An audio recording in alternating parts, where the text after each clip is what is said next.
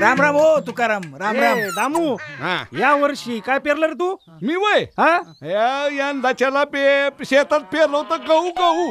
बर. आणि जेव्हा का शेतात रताळी आल्या ती काय विचारू नको. अरे एक एक रताळ एवढं. तुझ्यामध्ये आणि तुझ्या पिकामध्ये काय फरक असणार आहे? ओ राम राम हो सोपानराव. तू काय पेरलं रे शेतामध्ये? कापूस. लय खत घातलं आणि जाऊ का केस उगवल्यात. एक केस 1.5 वर मोठा त्याच्या.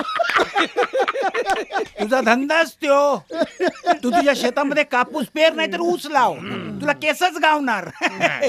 राम राम हो दामू. राम राम. काय सरपंच तुमचं आणखीन काय? माझं काय तसा विशेष नाही. काय झालं यांना? 5 एकरामध्ये गाजरं लावली बघ.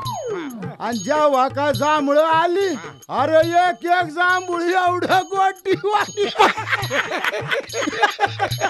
राम राम हो दोन बापाच्यानू.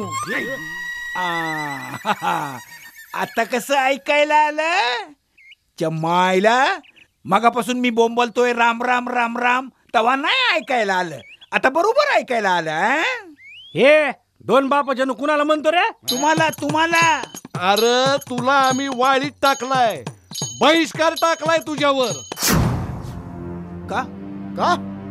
अरे पांडवा, तुझं तोंड बघितल्यावर गावकऱ्यांना दिवस चांगला जात नाही. माझ्यामुळं का?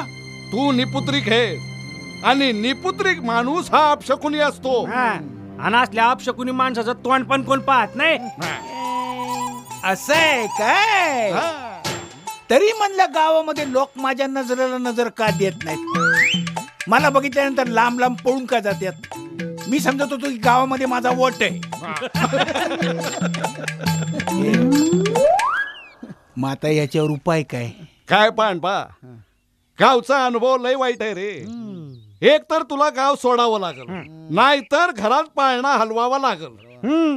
आणि हा गावचा निर्णय बर का, याच्यात केस भर देखील फरक होणार नाही. तवा आता काहीतरी हालचाल करा. हालचाल केली होती की काय कमी हालचाल नाही केली?